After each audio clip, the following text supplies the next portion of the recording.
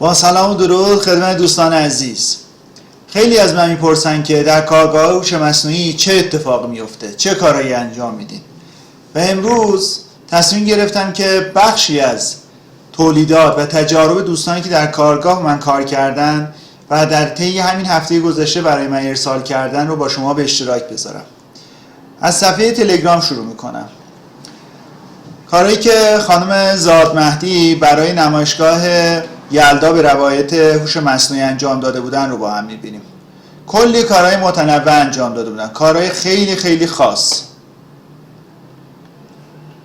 و کلی هم زحمت کشیده بودن روش. با معماری تلفیق کرده بودن، یه سری قالب‌های هنری میبینین، دارن نشون بدم. آره اینا که واقعا فوق‌العاده بودن. دوستانی که در دوره شرکت میکنن فقط گذروندن یه سری مباحث نیست، بلکه توی کانال تلگرام من عضو میشن و با هم دیگه کارهای مختلفی انجام میدیم، مثل ورکشاپی که برگزار میکنیم اختصاصی برای دوستان عضو کانال، نمایشگاه و یک سری دوره همیا. بریم کار خانم غفاری رو ببینیم. این هم کارهایی که خانم غفاری برای نمایشگاه انجام داده بودن و فوق‌العاده با کریستال کار کردن. دوستان معمار وقتی که میخوان وارد حوزه‌های مختلف هنری بشن، اتفاقات خیلی جالبی میفته و کارهای خیلی ارزنده‌ای رو ارائه میکنن. کارهایی که خانم غفاری در رابطه با معماری ایرانی هم انجام دادن خیلی جالب و تاثیرگذاره. اینا رو قبلا کار کردم و حیفم اومد که به شما نشون ندم. حالا امیدواریم که در یه فرصت دیگه در قالب یه نمایشگاه یا یه مجموعه کتاب ارائه بشه. این هم یه اثر خیلی خاص از آیسان عبادی. کلی مبلمان‌های شیک، مینیمال، کلاسیک، پارامتریک کار کرده که من الان فقط یه دونش رو میکنم خدمتتون و قراره که یه سری اتفاقات خوب رو ایجاد کنیم. و مجموعه کارهایی که خانم کریمی انجام دادن.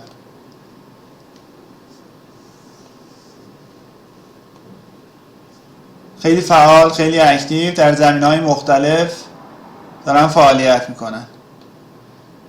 ببینین و دوستان سبک‌های مختلف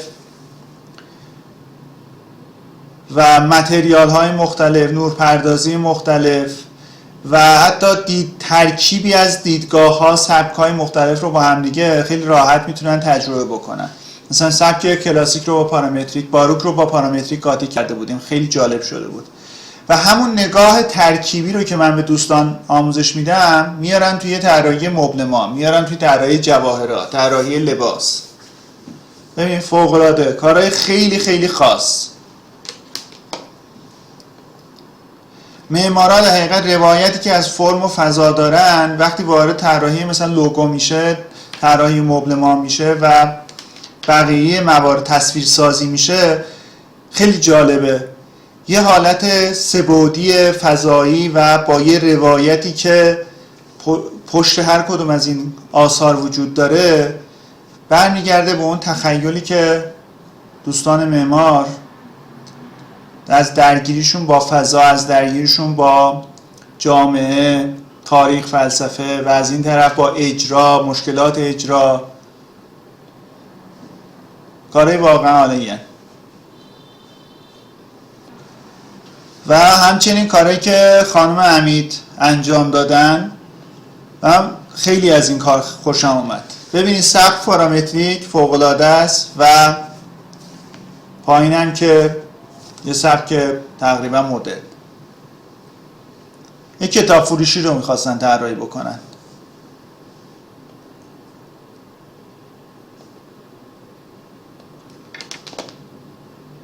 و همچنین کارهای مختلفی که دوستان انجام دادن و من دیگه خیلی هاشو رو نمی کنم حتما توی دوره ها شرکت بکنین و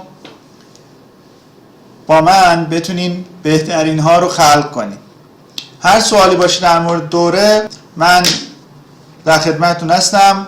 کارا خیلی خیلی زیاده، خیلی خیلی زیاده، تا اونجا که دسته بندی کردنشون برای من سخته و میدونم که شما مشتاقین که ببینین پشت پرده این کارگاه چه اتفاقی میفته. 12 تا هوش مصنوعی رو من توی کارگاه معرفی میکنم و همینطور توی دوره هوش مصنوعی برای تولید محتوا که اونجا از طراحی لوگو گرفته تا ارائه آثار، آماده کردن تمپلیت هایی که برای شبکه‌های مجازی خوبه، ارائه آثار معماریتون، بیوگرافی خودتون، پروفایل خودتون، پورتفولیویی که میخواین درست بکنین و خیلی کارهای دیگه میتونین تو اون دوره تولید محتوا انجام بدین.